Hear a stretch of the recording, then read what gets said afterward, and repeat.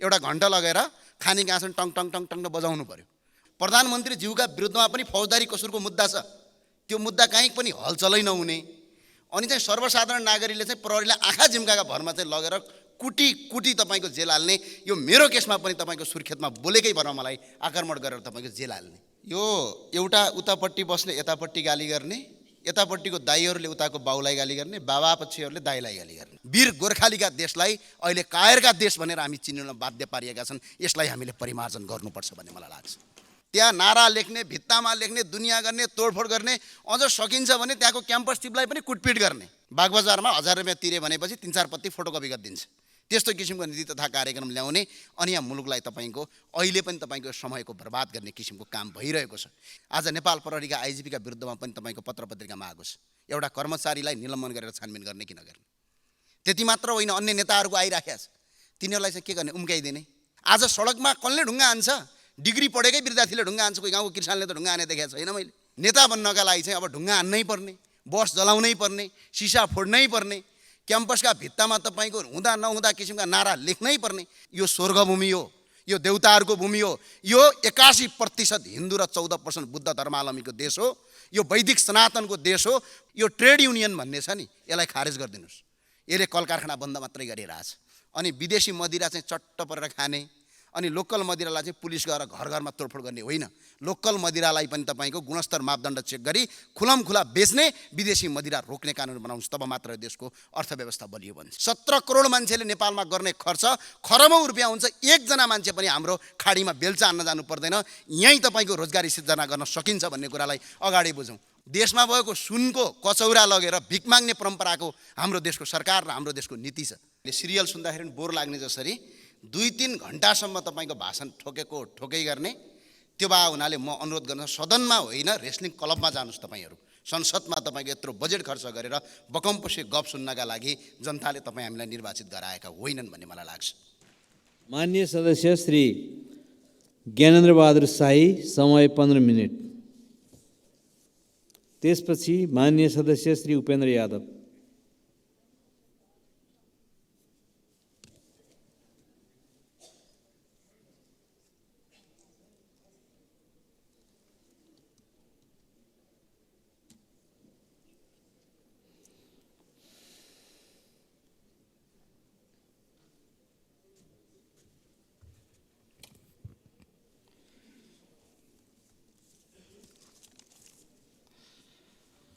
सम्माननीय सभामुख महोदय र माननीय ज्यूहरू, आज यो संसदमा उभिँदै गर्दा म त यो रेस्लिङ क्लबमा आए जस्तो पो महसुस भयो।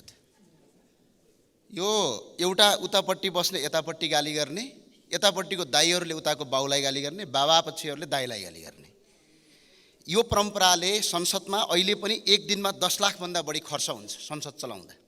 फेरि पूर्व प्रधानमन्त्रीहरू आउने, हामीले पहिला कस्तो हुन्थ्यो भने महाभारत यसो सुन्न जाँदाखेरि त्यो सुन्थ्यौँ हामीले, सिरियल सुन्दाखेरि बोर लाग्ने जसरी 2-3 घण्टासम्म तपाईँको भाषण ठोकै गर्ने।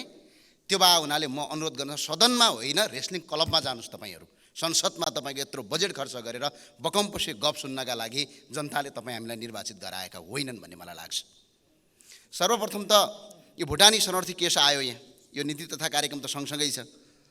यो अचम्मको देश लाग्छ मलाई। प्रधानमन्त्रीजी यहीँ हुनुहुन्छ। यो कानुन चाहिँ 2टा लेखौँ भन्छु म। किन एउटै कानुन लेखे? यी ठुलाबडालाई चाहिँ कानुनै नलाग्ने, प्रधानमन्त्री ज्यूका विरुद्धमा पनि फौजदारी कसुरको मुद्दा छ, त्यो मुद्दा कहीँ पनि हलचलै नहुने। अनि चाहिँ सर्वसाधारण नागरिकले चाहिँ प्रहरीलाई आँखा झिम्काका भरमा चाहिँ लगेर कुटी तपाईँको जेल हाल्ने, यो मेरो केसमा पनि तपाईँको सुर्खेतमा बोलेकै भरमा मलाई आक्रमण गरेर तपाईँको जेल हाल्ने। त्यसो भने कानुन सबका लागि बराबर भनेर किन लेखेको? कानुन हाम्रा लागि अलग्गै हो, हामी यसो प्रधानमन्त्री सभामन्त्री भएका नेताहरूलाई अलग्गै हो, जनताका लागि अलग्गै हो भनेर लेखौँ न संविधानमा प्रष्टै।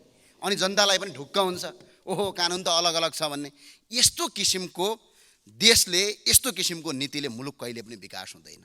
र अर्को कुरा यसो हेर्छौँ, शिक्षामा चाहिँ गजबको व्यापार गर्छन्। यहाँ आएका माननीय ज्यूहरूका कतिका कलेज छन्, कतिका हस्पिटल छन्। के गर्ने? राजनीतिक दल खोल्ने, विद्यार्थी सङ्गठन खोल्ने, अनि विद्यार्थी सङ्गठनको केही भएन भनेर यहीँ सदनमा आएर उफ्रिने। फेरि विद्यार्थी सङ्गठन खोलेर भएका जुन स्कुल, हिजो राजाहरूले बनाइदिएका स्कुलहरू, कलेजहरू सबै बन्द गर्न लगाउने। त्यहाँ नारा लेख्ने, भित्तामा लेख्ने, दुनियाँ गर्ने, तोडफोड गर्ने, अझ सकिन्छ भने त्यहाँको क्याम्पस टिपलाई पनि कुटपिट गर्ने, त्यो जसरी पनि तपाईँको सरकारी स्कुल बन्द गराउने, सरकारी क्याम्पस बन्द गराउने अनि निजी स्कुल खोल्ने, निजी स्कुल र क्याम्पस खोल्ने, चर्को स्कुलको दाम लिने अनि त्यसपछि हस्पिटलमा पनि त्यस्तै गर्ने, कर्मचारी ट्रेड युनियन दुनियाँ खोल्ने अनि भएका तपाईँको जति पनि तपाईँको काम नलाग्ने सामग्री किनेर दिने अनि प्राइभेट स्कुल यही नेताहरूले खोल्ने, प्राइभेट हस्पिटल यिनै नेताहरूले खोल्ने अनि जनतासँग चर्को रकम असुल्ने। अनि यो नीति तथा कार्यक्रम चाहिँ मलाई कस्तो लाग्यो भने बागबजारमा फोटोकपीमा पाइन्छ। यो बागबजारमा 1000 रुपियाँ तिरे भनेपछि 3-4 पत्ती फोटोकपी गरिदिन्छ। त्यस्तो किसिमको नीति तथा कार्यक्रम ल्याउने अनि यहाँ मुलुकलाई तपाईँको अहिले पनि तपाईँको समयको बर्बाद गर्ने किसिमको काम भइरहेको छ। यदि साँच्चै तपाईँको मुलुकलाई अगाडि बढाउने हो, यदि साँच्चै देशलाई अगाडि बनाउने भने एकजना सांसदले पनि प्रतिनिधि सभाको सांसद भएपछि हस्पिटल र स्कुल खोल्न पाउँदैन भन्ने नीति यहीँबाट पारित गरौँ। त्यसपछि मात्र नेपालमा शिक्षा र स्वास्थ्यमा क्रान्ति गर्न सकिन्छ, होइन भने मुलुक अगाडि बढ्न सक्दैन। मलाई त्यो लाग्छ। अनि मलाई अचम्म लाग्छ, यो नाम चाहिँ पत्रिकामा भगा आइराखेको छ। हेर्नुहोस् है, पत्रिकामा फटाफट आइराखेको छ अनि 3 दल बसेर खुसु गर्नुहुन्छ यसो बालुवाटारतिर लुकी अनि त्यो गरिसके पछाडि चाहिँ मुद्दा कमजोर हुँदै जान्छ। आज नेपाल प्रहरीका आइजिपीका विरुद्धमा पनि तपाईँको पत्र पत्रिकामा आएको छ, एउटा कर्मचारीलाई निलम्बन गरेर छानबिन गर्ने कि नगर्ने। त्यति मात्र होइन, अन्य नेताहरूको आइराखेको छ, तिनीहरूलाई चाहिँ के गर्ने, उम्काइदिने। त्यसो भने कानुन 2टा लेख्नु सकिनै भनिसकेँ मैले, एउटा कानुनले काम गर्दैन। किनभने यस्तो किसिमको कानुनी प्रवृत्तिले आज मुलुक अगाडि बढ्न सक्दैन। सम्माननीय सभामुख महोदय, यहाँ यसरी भन्ने गरिएको छ हाम्रो देश, एत देश परशुतानम सोमकास दग्र जन्मनः, एत देश परशुतानम सोमकास दग्र जन्मनः सोम चरित्र सिपछेरन पृथ्व्या सर्वमानव भन्छ। यो हाम्रो पृथ्वी अर्थात् यो नेपाल भन्ने धरतीमा जन्मेका मान्छेले संसारभरि ज्ञानको ज्योति दिन्छन् भन्ने देश हो। भगवान गौतम बुद्धको देश हो यो, माता सीताको जन्मभूमि हो। त्यति मात्र नभएर यो 33 कोटी देवताको वासस्थान हो, शिवको आराधना केन्द्र हो।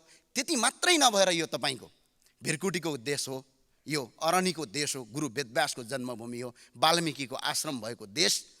आज संसारको उत्कृष्ट देश रोजी र रोटीका लागि, एक गाँस खानाका लागि र एक सरो कपडा लाउनका लागि दैनिक एक वर्षमा 6,30,000 भन्दा बढी युवाहरू झन्डै विदेशी जानुपर्छ र अर्का विदेशीका अगाडि भिख माग्नुपर्छ।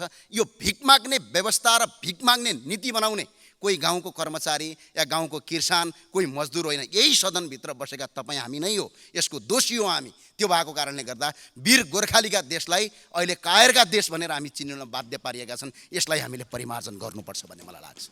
शिक्षा चाहिँ गजबको नीति तथा कार्यक्रम पढेँ, यसमा चाहिँ यो शिक्षाको बारेमा कहीँ कतै छैन। यो सुगा रटाई शिक्षा भन्छ, जति पढ्यो त्यति बेरोजगार हुने।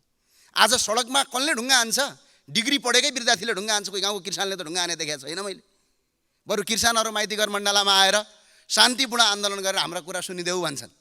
बिचरा किसानले भुक्तानी दिन पाउँदैनन्। को हान्छ भने कम्पसको विद्यार्थी हान्छ, को कति पढेको 2टा विषयमा डिग्री गरेको।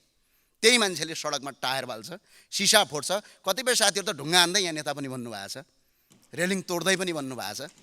त्यो भए हुनाले नेता बन्नका लागि चाहिँ अब ढुङ्गा हान्नै पर्ने, बस जलाउनै पर्ने, सिसा फोड्नै पर्ने, क्याम्पसका भित्तामा तपाईँको हुँदा नहुँदा किसिमका नारा लेख्नै पर्ने किसिमको प्रवृत्तिले आजको शिक्षा सुगा रटाई भन्छु।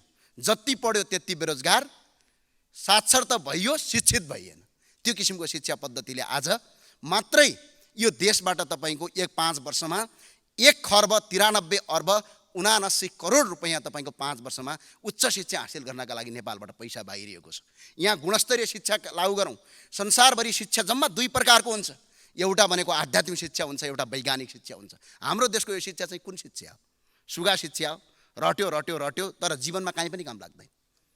त्यो कारणले गर्दा यो शिक्षा पद्धतिलाई चेन्ज गर्नुपर्ने, यसलाई परिवर्तन गर्नुपर्ने। कुनै पनि देश विकास जब मात्र हुन्छ तब शिक्षा पद्धतिमा र त्यसको तपाईँको पाठ्यक्रम परिवर्तन हुन्छ भन्यो। यहाँ कहीँ कतै पनि नीतिता कार्यक्रममा त्यो लेखिएको छैन। र अर्को रोजगारीको कुरा रह्यो। सम्माननीय सभामुख महोदय, 80 लाखभन्दा बढी मान्छेहरू विदेश जान्छन्।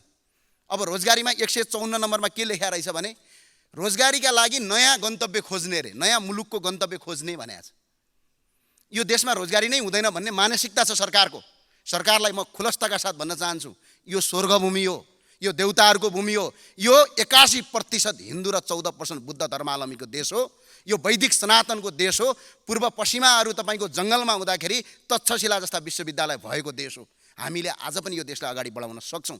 यसका लागि के गर्नुहोस् भने यो म अर्थमन्त्रीज्यूलाई महामन्त्रीज्यूलाई म अनुरोध गर्न चाहन्छु, यी कुरा समेट्नुहोस्। यो ट्रेड युनियन भन्ने छ नि, यसलाई खारेज गरिदिनुहोस्। यसले कल कारखाना बन्द मात्रै गरिरहेछ।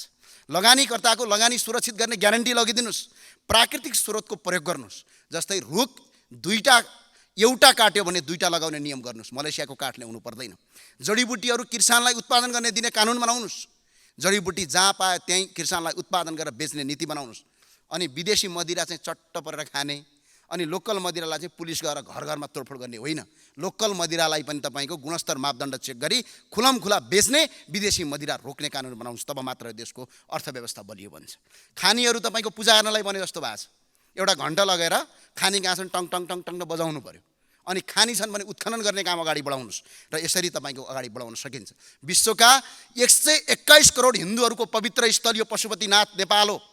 विश्वका 58 करोड बुद्ध धर्मावलम्बीको पवित्र स्थल लुम्बिनी हो। यसलाई सांस्कृतिक रूपमा होइन आर्थिक रूपमा हेरौँ, विश्वका 121 करोड हिन्दूहरू र 58 करोड बुद्ध धर्मावलम्बीहरूको 10% मात्र मान्छे नेपाल आयो भने 17 करोड मान्छे नेपाल आउँछ। 17 करोड मान्छेले नेपालमा गर्ने खर्च खरबौँ रुपियाँ हुन्छ। एकजना मान्छे पनि हाम्रो खाडीमा बेल्चा हान्न जानु पर्दैन। यहीँ तपाईँको रोजगारी सिर्जना गर्न सकिन्छ भन्ने कुरालाई अगाडि बुझौँ। अब आफ्नो देशमा भएको सुनको कचौरा लगेर भिख माग्ने परम्पराको हाम्रो देशको सरकार र हाम्रो देशको नीति छ। अनि भएको वैदिक सनातन सहितको हिन्दू राष्ट्र क्यान्सल गर्ने, अनि 2-4 वटा गरेर काचोकुचो गरेर के भनेर अर्कै गर्ने, यो किसिमको परम्पराले मुलुक बन्दैन। अब कृषिको कुरा गरौँ। यो मैले पढेँ, त्यो पढ्दै जाँदाखेरि त हिजो हाम्रा बाजे बडाजुले जसरी तपाईँको कृषि गर्नुहुन्थ्यो आज पनि हामी त्यही गरिरहेछौँ। खै आधुनिक कृषिको कुरा। अनि अघिल्लो वर्ष 2077-78 नेपालबाट 3 खर्ब 23 अर्ब 67 करोड रुपियाँ कृषिमा बाहिर गएको छ। अहिले 4 खर्ब रुपियाँ कृषिमा बाहिर जाँदैछ। चामल र धान हिजो हामी निर्यात गर्ने देश, आज चामल र भातका लागि तपाईँ हामी तडपिनु परेको छ। यो अवस्थामा किसानलाई अनि किसानलाई लिएर धेरै ठुलो काम गर्छु भने लेखे यहाँ त काहीँ पनि देखिन। केही गर्नु पर्दैन। म एउटा सुझाव दिन चाहन्छु, रचनात्मक सुझाव। बिचौलियाको अन्त्य गर्नुहोस्। कृषिमा अनुदान कटौती गरौँ। यो पार्टीका कार्यकर्ता पाल्ने मात्रै भयो। मेरो जुम्ला जिल्लातिर त कर्णालीतिर गएको त को सरकार छ त्यही पार्टीको कार्यकर्तालाई करोडौँको अनुदान दिने, त्यो किसान पनि हुँदैन। अस्ति एक दिन चेक गर्न गएको 11 वटा गोबी लाएर रहेछ 70 लाख रुपियाँ लगेछ। ल हेर्नुहोस् त, त्यस्तो किसिमको प्रवृत्तिले आज मुलुक धराशयी भएको छ। कृषि उत्पादनको किन्ने र बेच्ने जिम्मा सरकारले लिनुपर्छ। नेपालमा उत्पादन हुने कृषिजन्य वस्तुहरू विदेशबाट आयात रोकिनुपर्छ। भूमि बाँझो गर्नेलाई कानुनी कारबाही गरौँ। तर आज पनि हेर्नुहोस् त, 10 रुपियाँ किलो टमाटर किसानले बेच्न पाएको हुँदैन। हामी 60 रुपियाँ किलो खान्छौँ। हामीले सस्तो पनि किन्न पाउँदैनौँ, किसानले त्यो मूल्य पनि पाउँदैन। अनि बिचौलियाले करोडौँ लाखौँ रुपियाँ तपाईँको हजारौँ प्रतिशत तपाईँको महँगो गर्छ। त्यो भएर बिचौलियाको अन्त्य गर्नका लागि सरकारले किन्ने र बेच्ने जिम्मा, किसानलाई किसान मात्रै बनाऊ न, किसानलाई किन व्यापारी बनाएको? किसानले त उत्पादन गर्ने हो। आज त किसान पनि हुनु पर्यो, व्यापारी पनि हुनु पर्यो। त्यो भएर यो देश धराशयमा भएको 4 खर्ब रुपियाँ विदेश जानबाट रोकिन्छ भने प्रधानमन्त्रीज्यू यो काम चाहिँ अगाडि नीति तथा कार्यक्रममा राख्नुभयो भने तपाईँ हामी सबैको भलो हुन्छ र यो देशको भलो हुन्छ भन्ने कुरा मलाई लाग्छ। अब खेलाडीको कुरा गरौँ। गजबको देश यो देश र यो संसारमा यदि राष्ट्र नेपाललाई यदि कसैले चिनाउँछ भने हामी जस्ता राजनीतिज्ञले चिनाउँदैनौँ। हामीहरूको त इमेज छ त, फटासटा के भनेर दुनियाँले लेखिराखेका छन्। हाम्रो इमेज त छैन। यदि यो देशको इमेज यदि कसैले बचाउँछ भने त्यो खेलाडीले बचाउँछ।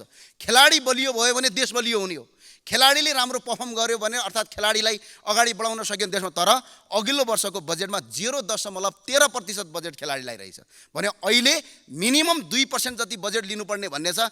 यो कस्तो लाग्छ भने मलाई यो ग्रन्थ पढे जस्तो फोटोकपी अनि ल्याएर यो थमथमाइदिएको छ। 4-5 दिन सदन चलाएको छ। यो बेकारको समय बर्बाद भइराखेको छ। त्यो कारणले गर्दा यसमा खेलाडीको बजेट बढाइयोस्। अब चलचित्र भनेको के हो? धेरैलाई लाग्दो यो मनोरञ्जन मात्र होइन। चलचित्र भनेको हाम्रो धर्म संस्कृति परम्परालाई अन्तर्राष्ट्रिय जगतमा चिनाउने एउटा माध्यम हो। तर आज चलचित्रमा यो अघिल्लो वर्षमा मात्रै 132 वटा तपाईँको विदेशी फिल्महरूले नेपालमा फिल्म प्रदर्शन गरे। त्यसबाट 90 करोड रुपियाँ विदेश गयो। हामी अन्य देशको जस्तो नेपालमा पनि गरौँ न, कोटा सिस्टम लागू गरौँ। कतिवटा चलचित्र एक वर्षमा विदेशी लाग्न पाउने नियम गरौँ। नेपाली चलचित्र क्षेत्रको उत्थान मात्र होइन, हाम्रो धर्म संस्कृति र परम्पराको पनि अन्तर्राष्ट्रिय जगतमा प्रचार हुन्छ र चलचित्र क्षेत्रबाट पनि लाखौँ मान्छेले रोजगारी सिर्जना गर्न सक्छन्। यो नीति तथा कार्यक्रममा लेखौँ। यसमा किन कन्जुसाइ गरेको? अर्को कपडा हेर्नुहोस् त। अब प्रधानमन्त्रीजीलाई त धन्यवाद पनि दिन चाहन्छु। अस्ति नेपाली कपडामा आउनुभएको थियो, बडा खुसी लाग्यो मलाई। तपाईँले यो परिवर्तनका लागि म विशेष धन्यवाद दिन चाहन्छु। अब अरूले पनि लगाउनु होला भन्ने लाग्छ मलाई। यो नेपाल भन्ने देश हो, हामी नेपाली हौँ। हाम्रो जात एउटा मात्रै छ, त्यो नेपाली हो। देश एउटा मात्रै छ, त्यो नेपाल हो। यहाँभन्दा अर्को कोही हुनै सक्दैन। त्यो भए हुनाले कपडा करिब 3 खर्बको हामीले आयात गर्दा रहेछौँ। 3 खर्ब, अहिले त 4 खर्ब पुग्यो। यो नेपालका जति पनि सरकारी कर्मचारी र यहाँ भएका माननीय सांसदहरूलाई र सरकारी कर्मचारी, सेना, प्रहरी सबैलाई नेपालमा मात्रै बनेको स्वदेशी कपडा लगाउने कानुन आजबाट पारित गरौँ न। 4 खर्ब रुपैयाँ यहीँ बच्छ। यसले तपाईँको 60 लाखभन्दा बढी मान्छेलाई रोजगारी यहीँ सिर्जना गर्छ। कोही पनि विदेश जानु पर्दैन। यो किसिमको नीति गरौँ। र यसमा चाहिँ एउटा अर्को कुरा छिराम, कपडा उद्योग खोल्नेलाई बिजुली, पानी र सडकको व्यवस्था गरौँ र कपडा उद्योगीहरूलाई शून्य कर 30 वर्ष 35 वर्षमा कर नलिने नियम बनाऊ न। अनि तपाईँहरू गइहाल्नुहुन्छ। यसो चुनाव आउँछ, भातृ सङ्गठनका कार्यकर्ताहरू चन्दा बोकेर, अनि व्यवसायले चन्दा दियो भने ठिक, दिएन भने त बम पड्काइदिन्छु भनिदिन्छन्। बिचरा त्यो व्यवसायी आत्तलिँदै भागेर नेपालमा कपडा व्यवसाय गर्नुको सट्टा विदेशमा जान्छ। त्यसमा ट्रेड युनियन खोल्नु भएको छ तपाईँले। गोर्खाली रबर उद्योग बन्द गर्न 30 वर्षमा अघि धेरै काम गरेँ भन्नुभयो। गजबको काम गर्नुभयो। नेपालका 44वटा संस्थान बन्द गर्नुभयो। हिजो हामी भारत र बङ्गलादेशबाट काम गर्ने मजदुर नेपालमा ल्याउँथ्यौँ। अहिले भारत र बङ्गलादेशमा हामी भाडा मार्न जानु परेको छ। गजबकै काम भयो। हिजो 40 वर्ष अगाडि नेपालको एक अमेरिकन $1 बराबर 6 रुपियाँ 25 पैसा थियो हाम्रो मूल्य, हाम्रो करेन्सीको रेट। आज 132 रुपियाँ छ। यो पनि प्रगति नै हो, ठुलै प्रगति भएको छ। आज न्याय पाइँदैन। आज यस्तो किसिमको अवस्था। अब बिजुली चाहिँ बङ्गलादेशलाई बेच्ने भनेर नीति तथा कार्यक्रममा लेख्नु भएछ। ल, बङ्गलादेशमा बेच्नु पर्दैन, तपाईँले कर्णालीमा बेचिदिनुहोस्, हामी किन्छौँ। फ्रीमा पनि गर्दैनौँ। कर्णालीका 5वटा जिल्ला र तपाईँको उसमा गर्नुहोस्, कर्णाली प्रदेशमा गर्नुहोस्, हामी तपाईँलाई 1 रुपियाँ पनि निःशुल्क बाल्दैनौँ। त्यो भएको हुनाले वैदेशिक ऋणहरू पनि 21 खर्ब 54 अर्ब 12 करोड छ। त्यही भएर सम्माननीय प्रधानमन्त्री र सम्माननीय सभामुखज्यू सबैलाई मेरो अनुरोध छ, यो नीति तथा कार्यक्रम यो रेस्लिङ खेल्ने गेम जस्तो नबनाऊ र भ्रष्टाचारी अपराधीहरूलाई कानुनी कारबाही गरौँ। यो कारबाही गर्न कसले रोक्दो रहेछ हेरौँ। यदि यो रोकियो भने रापरबाले रचनात्मक सहयोग गर्छ। सडक र सदन दुईटै ठाउँबाट आन्दोलन गर्ने प्रतिबद्धता व्यक्त गर्दै यहाँबाट बिदा हुन्छु। हस्, धन्यवाद।